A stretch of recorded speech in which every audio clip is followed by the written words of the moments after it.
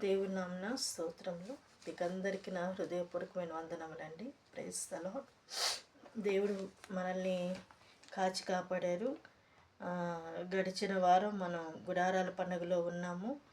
4 రోజులు దేవుడు ఆశ్చర్యకరంగా జరిగించారు. క్షేమంగా తిరిగి నడిపించారు. ఈరోజు పునరుత్థానపు ఆరాధన కూడా సమకూర్చారు. ఈ విధంగా ఆయన సన్నిధిలో గడపడానికి దేవుడు సహాయం చేశారు. 4 రోజులు ఉపవాస ప్రార్థన గుడారాల పండుగలు మహిమకరంగా జరిగించినందుకు స్తోత్రం చెల్లిద్దాం. స్తోత్రం స్తోత్రం స్తోత్రం స్తోత్రం స్తోత్రం స్తోత్రం. అలాగే ఈ దినం మనకి దేవుడు ఇచ్చి ఉన్నారు వాగ్దానం కూడా, సమస్త జనముల కంటే ఎక్కువగా నీవు ఆశీర్వదింపబడదువు. ఆమేన్. దేవుడి దినాన మనకిచ్చిన వాగ్దానం అండి. సమస్త జనముల కంటే ఎక్కువగా నీవు ఆశీర్వదింపబడదువు. ఆ పైన మనం చూస్తే, మీరు ఈ విధులను విని వాటిని అనుసరించి నడుచుకునే ఎడల నీ దేవుడైన యెహోవా తాను నీ పితరులతో ప్రమాణం చేసిన నిబంధనను నెరవేర్చి నీకు కృప చూపును.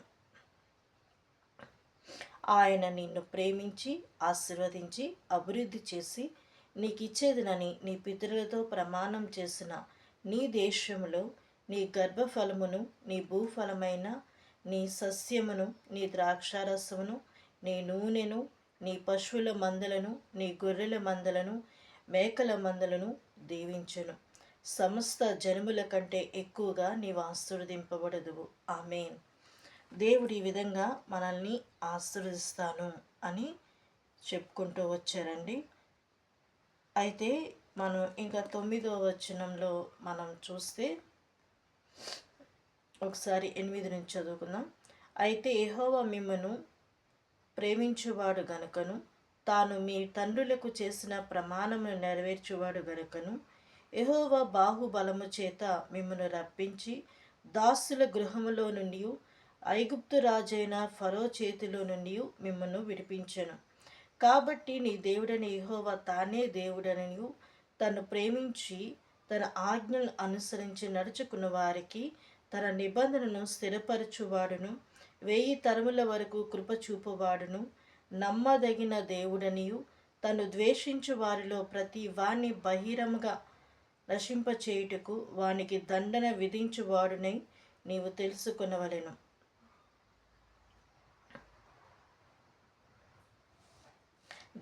కాబట్టి నేడు నేను నీకు ఆజ్ఞాపించిన ధర్మము అనగా విధులను, కట్టడలను మీరు అనుసరించి నడుచుకొనవలెను. విధులను, కట్టడలను అనుసరించి నడుచుకునే ఎడల దేవుడు మనల్ని ఆశీర్వదిస్తున్నాడు. దేవుడు ఉన్నతమైన ఆశీర్వాదాలు అనుగ్రహిస్తున్నాడు. ఇది మా సంఘంలో కూడా మా డాడీ కూడా ఈరోజు మందస్సం గురించి చెప్పుకుంటూ వచ్చారు. అయితే మందస్సం మనం చూస్తే, మందస్సంలో మన్నా పాత్ర, అహరోను చిగురించిన కర్ర, పలకలు, 10 ఆజ్ఞల పలకలు ఉంటాయి ఆ మందస్సంలో. ఆ మందస్సంలో ఉంటాయి. ఆ పైన ఇలా కప్పబడుతుంది. దానిపైన 2 దూతలు, కెరూబులు ఉంటారు. ఆ కెరూబులు ఒక ముఖం, ఇద్దరు ఇలా చూసుకుంటూ ఉంటారు. రెక్కలు ఇలా కప్పి, రెక్కలు ఇలా కప్పి ఆ తర్వాత ఫేస్ టు ఫేస్ చూసుకుంటూ ఉంటారు వాళ్ళు. అయితే వీరి మధ్యలోకి దేవుడు వచ్చి మాట్లాడుతూ ఉంటారు. ఇక్కడ మనం చూస్తే ఈ మందసం అనేది ఎక్కడ పెట్టబడింది అని అంటే, షిలోహులో అనే దేవాలయంలో ఉన్నది. అయితే ఆ మందిరంలో పరిస్థితిని బట్టి అక్కడ వారి యొక్క దేవుని మందసం ఉన్నదని కూడా గ్రహింపలేకుండా జనులు ఉండటం వలన దేవుని మందిరంలో ఉండాల్సిన మందసము ఫిలిస్తీన్ల చేతికి అప్పజెప్పబడింది. ఆ టైంలో ఏలీ కుమారులు చనిపోవటం, ఏలీ కూడా మెడ విరిగి చనిపోవటం జరుగుతుంది. అయితే వాళ్ళ కోడలు, ఆ అమ్మాయి గర్భంతో ఉంటుంది. తను ఒక బిడ్డను కంటది. అయితే ఆ బిడ్డకి ఈకాబోదు అని పేరు పెడుతుంది. దాని అర్థం ఏంటంటే ప్రభావము వడిలిపోయిందని. అయితే ఈ మందసం ఉన్నంత వరకు ఇజ్రాయెల్కి జయం కలుగుతూ వచ్చింది. ఓబేదేదు ఇంట్లో మందసం ఉన్నప్పుడు ఆస్వాదించబడ్డారు. ఈ మందసం అనేది ఒక ఆశీర్వాదం అండి. ఫిలిస్తీన్లు మందసాన్ని చూసి ఏమని అన్నారంటే, మనం సమూయేలు గ్రంథంలో మనం చూస్తే మొదటి సమూయేలు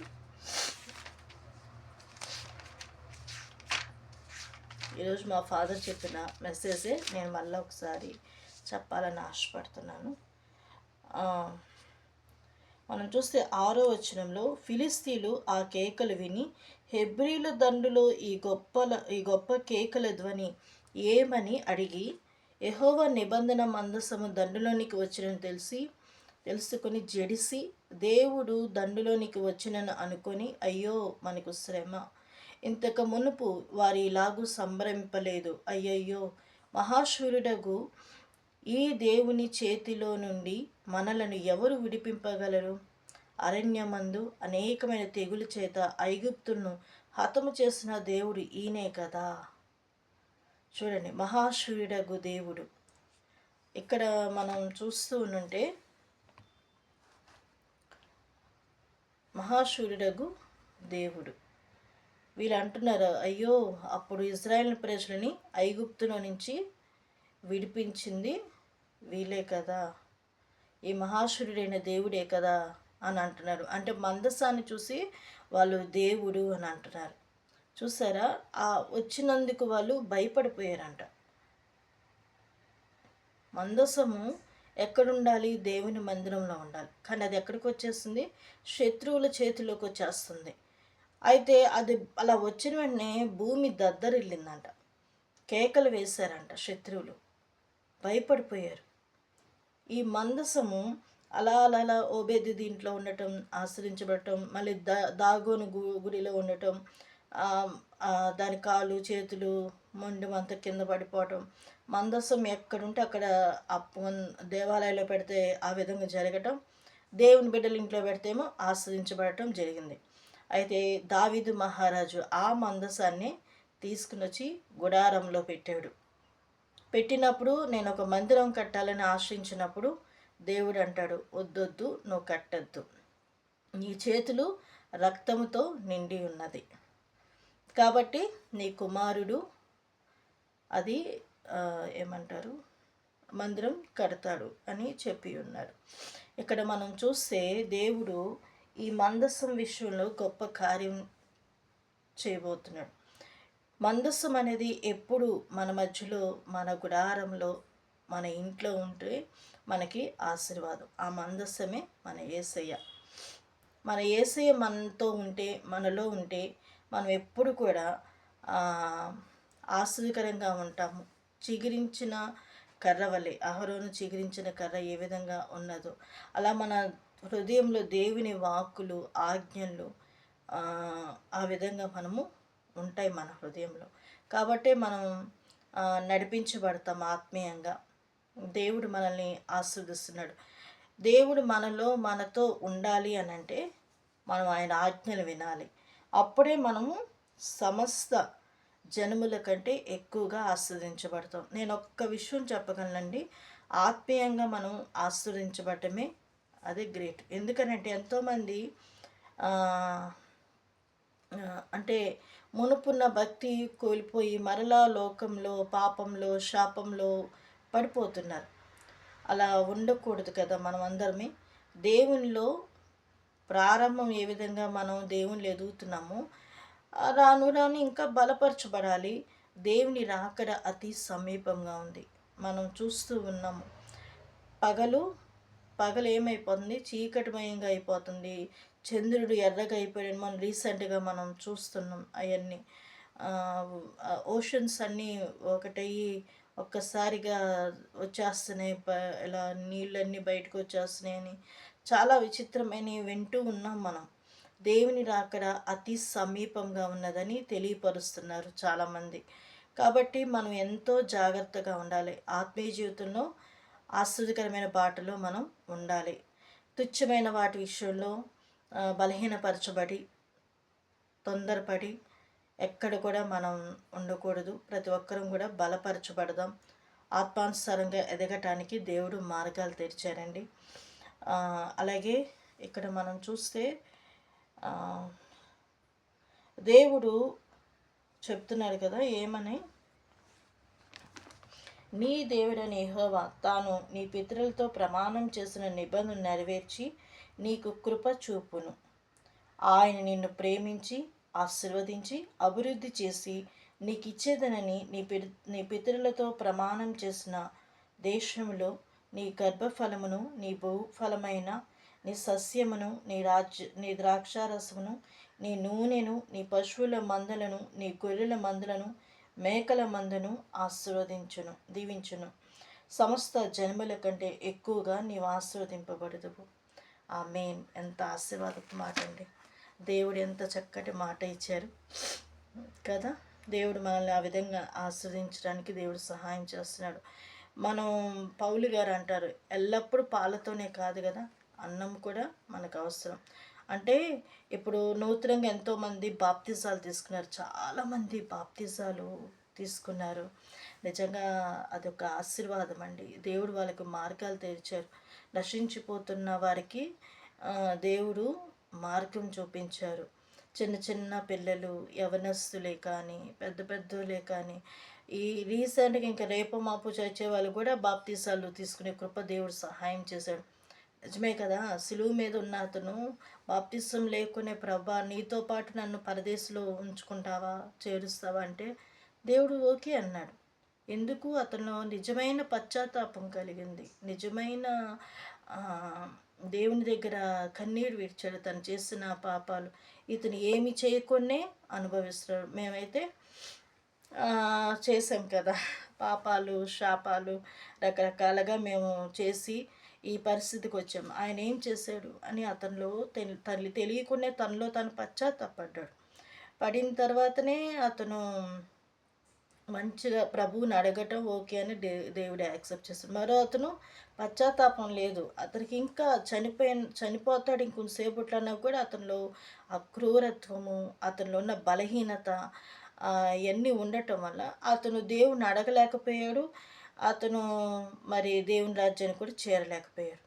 అందుకే రండి రక్షణ పొందండి, నేడే రక్షణ దినము. ఈ విధంగా దేవుని వాక్యాలు అక్కడక్కడ వాక్యాలు చెప్తూ ఉన్నారు, మీటింగ్స్ పెడుతున్నారు. ఎంత ఖర్చుతో కూడింది. దేనికోసం అని అంటే రక్షణ పొందాలి, ప్రజలు మారు మనసు పొందాలి, ప్రతి ఒక్కరు కూడా బాప్తిసాలు తీసుకోవాలి అనే ఉద్దేశంతోనే ఆలోచన కలిగిన వారే. నిజంగా మనం చూస్తే ఎంతమంది బాప్తిజాలు తీసుకున్నారు. అది దేవుని కృప, దేవుని కృప. దేవుడు కృప చూపించారు వారి ఎడల. దేవుడు వాళ్ళని ఆశీర్వదించాడు, అభివృద్ధి కలుగు చేస్తున్నారు ఆత్మీయ జీవితంలో. మన ఆత్మీయ జీవితంలో కూడా దేవుడు ఆ విధంగా మనలందరినీ ఆశీర్వదించాడు. మనం బాప్తిసాలు తీసుకున్నాము, అనేక శోధనలు మనం ఎదుర్కొంటున్నా కూడా మనం నిలుస్తున్నాము. బలహీనతలు మన ముందు ఉన్నా కూడా వాటిని మనం చూసి కూడా కొన్ని విషయాల్లో దేవుడు మనల్ని ఎలా చేస్తుంటే ధైర్యపరుస్తున్నాడు, బలపరుస్తున్నాడు. ఆ తర్వాత వాక్యం ద్వారా మనం దినదినము అభివృద్ధి కలుగుతున్నాం. బైబిల్ చదవటం వల్ల, మెయిన్ బైబిల్ చదవటం వల్ల, ప్రార్థనల వల్ల దేవుడు ఈ విధంగా మనల్ని తెలియపరుస్తున్నాడు. ఇక్కడ మనం చూస్తే ఈ మందస్సము ఎప్పుడు అక్కడి నుంచి కొనిపోబడుతుందో అప్పుడు అవంటిది ప్రభావము వడిలిపోయాను. కాబట్టి ఇక్కడ మనం క్రొత్త నిబంధనలో కూడా మనం చూస్తే యేసు ప్రభు ఆయన జన సమూహంలో ఉన్నప్పుడు ఒక స్త్రీ తాను ఎప్పటి నుంచో బలహీనత కలిగి అనారోగ్యంతో ఉన్నది. తెలియకునే ఆమె నుంచొని అందరిలాగా మాట్లాడాలి, చెయ్యాలి అని అనుకున్నా కూడా ఎవరు ఆమెను రానియరు. ఎందుకంటే ఆమెకున్న బలహీనత, ఆ రోగము ఆమె తృణీకరించబడింది. కాబట్టి ఆమెని అందరూ ఎక్కడ కొడతారో, నన్ను చూస్తే ఎక్కడ నన్ను అవమానిస్తారు అని చెప్పి ఆమె ఎవరికి తెలియదు, ఎవరు ఇదిలో వాళ్ళందరూ ఉన్నారు.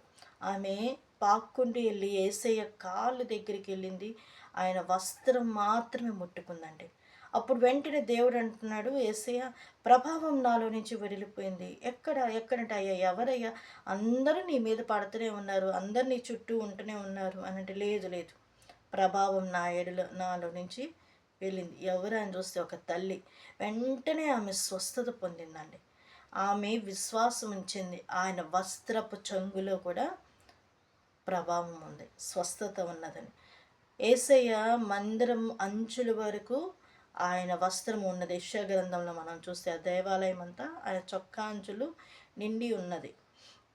దేవాలయం అంటే ప్రభావం ఉన్నది. యేసయ్య దేవాలయం అనగా మనమే. ఈ దేవాలయంలో మన యేసయ్య ఉన్నాడు, మనలో ఉన్నాడు, మనతో ఉన్నాడు. కాబట్టే ప్రభు మనల్ని ఇంతవరకు కాపాడుకుంటూ వచ్చాడు. మన ఆత్మీయ జీవితంలో ముందుకు సాగటానికి దేవుడు సహాయం చేశాడు. అలాగే బైబిల్లో ఇంకొక మాట మనం చూస్తే ప్రకటన గ్రంథంలో ఉంది, దేవుని రాకడ అతి సమీపంగా ఉందండి. ఇప్పటికైనా మనం అందరం చాలా జాగ్రత్తగా ముందుకు సాగాలి. యోహాన్ రాసిన పత్రికలో 3వ పత్రికలో మనం చూస్తే 2వ అధ్యాయంలో, ప్రియుడా నీ ఆత్మ వర్ధిల్లుచున్న ప్రకారము నీవు అన్ని విషయములలోనూ వర్ధిల్లుచు సౌఖ్యంగా ఉండవలనని ప్రార్థించుచున్నాము. నీ ఆత్మ వర్ధిల్లుచున్న ప్రకారము నీవు అన్ని విషయంలో వర్ధిల్లుచు సౌఖ్యంగా ఉండవలనని ప్రార్థించుచున్నాము. మనం ఎప్పుడు ఆత్మీయ జీవితంలో వర్ధిల్లుతూ ఉంటామో ప్రభువు అన్ని విషయాల్లో కూడా వర్ధిల్లింప చేస్తారంట. ప్రభువు ఎంత కృప దయచేశాడండి. అందుకే మన ఆత్మీయ జీవితంలో మనం వర్ధిల్లుదాం. ఇప్పుడు నేనున్నాను, నాకు వచ్చి రాని మాటలే దేవుని మాటలు చెప్పాలని, ప్రభువు మాటలు ఏదో ఒక రూపంలో చెప్పాలని ఆశిస్తున్నాను. సువార్త చేసేవాళ్ళు చూడండి, ఏదో ఒక రూపంలో వాక్యం చెప్తున్నారు. మొన్న రీసెంట్గా దేంట్లోనే చూసా, ఆటో వెనకాల ఒక అబ్బాయి స్క్రీన్ టీవీ లాగా చిన్న స్మాల్ స్క్రీన్ పెట్టేసి యేసు రక్షించును, యేసు స్వస్థపరచును అని దేవుని వాక్యాలు ఏదో ఒక రూపంలో దేవుని మాటలు వెళ్తున్నాయి. అందరు ఇప్పుడు యేసయ్య ఒక మాట అన్నారు కదా, ఒక మాట చదువుదాం. అది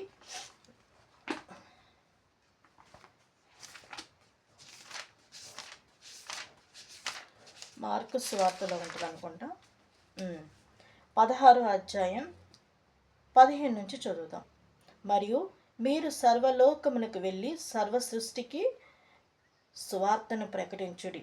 నమ్మి బాప్తిసం పొందినవాడు రక్షింపబడును, నమ్మని వానికి శిక్ష విధింపబడును. నమ్మిన వారి వలన ఈ సూచక్రియలు కనబడును అని దేవుడు చెప్తున్నారు. మీరు సర్వలోకమునకు వెళ్ళి సర్వ సృష్టికి సువార్తను ప్రకటించుడి. అందుకే కొన్ని డినామినేషన్స్ వెళ్ళిపోతారు. కొంతమంది వాళ్ళు వాక్యం చెప్పలేని పరిస్థితులు అయితే వాళ్ళు చందారూపకంగా ఆ సేవకులకి సహకరించి, మా తరపున మీరు వెళ్ళే ప్రాంతంలో పరిచర్య మీకు ఇస్తున్నామని అట్లా ఇచ్చి చేసే కొన్ని అప్పట్లో వచ్చాయి. అట్లా కూడా చాలా డినామినేషన్స్ ఆ విధంగా జరుగుతున్నాయి అన్ని ప్రాంతాలు ఇప్పుడు. అంటే ఎందుకు ఇది దేవుని మాటలు జరుగుతున్నాయి అని అంటే, అతి త్వరగా ప్రభు వస్తున్నాడు. ఈరోజో రేపో తెలియదు కాబట్టి ప్రభు అతి సమీపంగా త్వరగా రాబోతున్నాడు. అయితే ఎప్పుడు అనేది ఎవరికి తెలియదు, ఆయన వచ్చే సమయం ఎవరికి తెలియదు. కాబట్టే జాగ్రత్తగా మన ఆత్మీయ జీవితాన్ని మనం ముందుకు సాగాలి. నేను ఈ వీడియో పెట్టినప్పుడు నేను ఒకటే ఆలోచించాను, ప్రభా నా ద్వారా ఒక 2-3 దేవుని మాటలు వినాలి తండ్రి అని నేను ఆశించానండి. ఆశించి నేను పెడుతున్నా, నాకు మంచి రెస్పాన్స్ కూడా వచ్చింది. అప్పుడు నాకు అనిపించింది, ఓ స్తోత్రం తండ్రి, ఈ విధంగా అయినా నేను ప్రార్థన చేయగలుగుతున్నాను, ఈ విధంగా అయినా నేను కొంచెం దేవుని మాటలు చెప్పగలుగుతున్నాను అని నేను సంతోషించాను. ఎందుకని అంటున్నానంటే, దేవుని మాటలు అన్ని వైపులా అలా అవుతున్నాయి. దేవుని మాటలు అసలు మనం చూస్తుంటే కొన్ని ప్రాంతాల్లో అయితే కొండల్లోకి వెళ్ళిపోతున్నారు, గుహల్లోకి వెళ్ళిపోతున్నారు. దేవుని వాక్యం ఎలాగైనా చేరాలని పత్రికలు అలా వెళ్తూ ఇచ్చే అంటే కొన్ని ప్రాంతాల్లో బైబిల్స్ అది చైనాలోను జపాన్‌లో నాకు గుర్తులేదు. వాళ్ళు బైబిల్స్ ఫ్లైట్‌లో వెళ్తూ ఇవ్వటం. ఎందుకంటే అక్కడ ఈ సెల్ ఫోన్ అనేది కూడా అకామిడేషన్ లేదంట అక్కడ. ఇట్లాంటివి లేవు. అందుకని అక్కడ సమాచారం ఇక్కడ వినబడుతదేమో, ఏం తెలుసుకుంటారు, ఈ ప్రజలు ఏ విధంగా మారుతారని సెల్ ఫోన్స్ కూడా లేవంట. బైబిల్స్ పైనుంచి ఫ్లైట్‌లో నుంచి చేస్తే, ఆ బైబిల్స్ తీసుకొని అసలు బైబిల్ చూసి గబగబా పరిగెట్టుకుంటూ ఇట్లా హగ్ చేసుకొని, దేవుడు మాకిచ్చిన గ్రంథమని సంతోషంగా తీసుకునెళ్తున్నారు. చూడండి, ఆ విధంగా ఉంది. దేవుని వాక్యం ఏదో ఒక రూపంలో జనాలకి చేరుతున్నాయి. ప్రతి ఒక్కరూ యేసుని నమ్ముతున్నారు కానీ రహస్యంగా ఆరాధిస్తున్నారు. కొంతమంది బయటపడట్లేదు. కానీ ఏదేమైనా కూడా రీసెంట్‌గా నాకు తెలిసిన ఒక ఫ్యామిలీ ఆయన అసల అంటే బైబిల్ నమ్ముతాడు, చర్చికెళ్తాడు గానీ, ఈ విధమైన మన సంస్థలో మన పెంతుకోస్తు దాంట్లో వాళ్ళు ఆయన రావటం అనేది చాలా ఆశ్చర్యం కలిగింది. రక్షణ పొందాడు, బాప్తిసం తీసుకున్నాడు. చాలా మారాడు మనిషి గూడా. చాలామంది ఈ విధంగా ఏదో ఒక రూపంలో ప్రభువు వాళ్ళని ఎలాగైనా పట్టుకుంటున్నాడు, రాబట్టుకుంటున్నాడు, ఆయన రాజ్యానికి సిద్ధపరుస్తున్నాడు. నిజంగా చాలా సంతోషమండి. దేవుని వాక్యం ప్రజల్లోకి వెళ్ళటం, రక్షణ పొందటం. ఇప్పుడు మనం ప్రార్థన చేయాలి. ఈ బాప్తిసాలు పొందుకున్న వాళ్ళు, రక్షణ పొందిన వాళ్ళు పడిపోకుండా. ఎందుకంటే ఈ స్నేహాల వల్ల లోకం భయంకరంగా ఉంది. చాలా ఆకర్షణీయంగా ఉంది. కాబట్టి అసలు ఎంతోమంది దేవుని బిడ్డలే పడిపోతున్నారు. కాబట్టి ఈ టైంలో మనం చాలా జాగ్రత్తగా ఎవరు బాప్తీసాలు తీసుకున్నారు. ఇప్పుడు టెక్నాలజీ బాగా మారిపోయింది. అంతా ఎవరు ఏం చెప్తున్నారు, ఎవరు ఏంటి అనేది కూడా తెలియని పరిస్థితిలో ఉన్నాం. కాబట్టి మనం ప్రార్థన చేద్దాం. ఈ రక్షణ పొందిన వారందరూ తమ రక్షణని కాపాడుకోవాలి. మెయిన్ అదే ఆశీర్వాదం అండి. ఆ రాజ్యానికి చేరటమే ఆశీర్వాదం. అదే మెయిన్ మనకు కావాల్సింది. ఇక్కడేముంది ఈ లోకంలో ఉన్న రోజులే కదా తినటము, పడుకోవటము, ఈ బట్టలు కొంచెం విలువగా ఉండాలి ప్రజలలో, ఒకరికొకరు మాట్లాడుకోవాలి, సంతోషంగా ఉండాలి ఈ లోకంలో ఉన్నంత వరకే. కానీ ఇక్కడ ఇప్పుడు జస్ట్ ఎండకి బయటికెళ్ళాలంటేనే చాలామంది అమ్మో భయంకరమైన ఎండలు అంటున్నారే, మరి ఆ నరకం ఎలా? దానిలో నుండి తప్పించబడాలనే మనము ప్రయాసపడుతున్నాం, ప్రార్థన చేస్తున్నాం. కాబట్టి ఈ గుడారాల పండుగలే కానీ, ఇప్పుడు ఈ ఎండాకాలంలో మహాసభలు జరుగుతుంటాయి, కూటాలని అక్కడ ఇక్కడ జరుగుతుంటాయి. ఏదో ఒక రూపంలో ప్రజలు రక్షించబడాలి, దేవుడు గొప్ప కార్యం చేయాలి. కాబట్టి ఈ ఓబేదెదోము ఇంట్లో ఉన్నప్పుడు మందసం ఆశ్రయించబడింది. అయితే ఈ మందసమే మన యేసయ్య. మన యేసయ్య మనతో ఉన్నంత వరకు మనకు జయం కలుగుతుంది. ఆశీర్వాదకరమైన బాటలో మనం నడిపించబడతాం. కృంగిపోయిన వేళలో దేవుని మాట మనల్ని చిగురింపచేస్తుంది. ఆ మన్నా ఎప్పటికప్పుడు మనం భుజించాలంట. అది వెంటనే అలా పోడ్చకూడదు. ఆ తర్వాత ప్రార్థన చేద్దాంలే, తర్వాత కూర్చుందాంలే. నేను ఈ వారం రోజులు అసలు చాలా బలహీనం అయినప్పుడు నేను అసలు ప్రార్థన చేసుకుని కూడా మంచం మీద ఉండి యేసయ్య క్షమించు తండ్రి, అలా కొంచెం బలహీనంగా అయ్యింది నాకు ఈ థైరాయిడ్ వలన మరి ఎందుకో. అయితే నేను ప్రభు దగ్గర ప్రార్థన చేసుకుంటూ అయితే బాగానే పని చేసుకుంటున్నాను. నన్ను నేను హుషారు తెచ్చుకుంటాను. నాకు అట్లా ఊరుకోవటం అట్లా ఉండదు, ఇష్టం ఉన్నది కూడా. లేచి పని చేసుకుంటాను, నాకు యాక్టివ్గా ఉంటాను.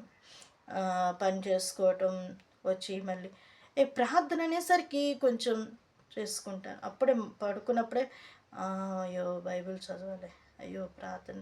అందుకని ఈ వాక్యాలు పడుకొని వింటా, ఇప్పుడు దాకా వాక్యం వింటూనే అలా ఉన్నా నిద్ర వచ్చేస్తుంది, పడుకొని పోయా.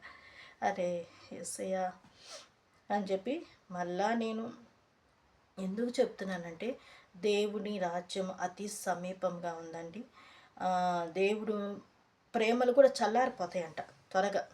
ఎంత ఒక్కసారి ప్రేమిస్తారో ఎవరైనా కూడా ఒక్కసారి చల్లారిపోతారు. కాబట్టి దేవుని ప్రేమ శాశ్వతమైనది. ఆ ప్రేమలో మనం నిలిచి ఉందాం. యేసయ్య మనకి లైఫ్ ఇచ్చాడండి, మనుషులు కాదు కదా. దేవుడు మనకిచ్చిన ఈ లైఫ్ని మనం చాలా జాగ్రత్తగా ముందుకు సాగుతాం. ప్రభు మనలందరినీ ఆశీర్వదించి దీవించునుగాక. ఆమేన్. Praise lord.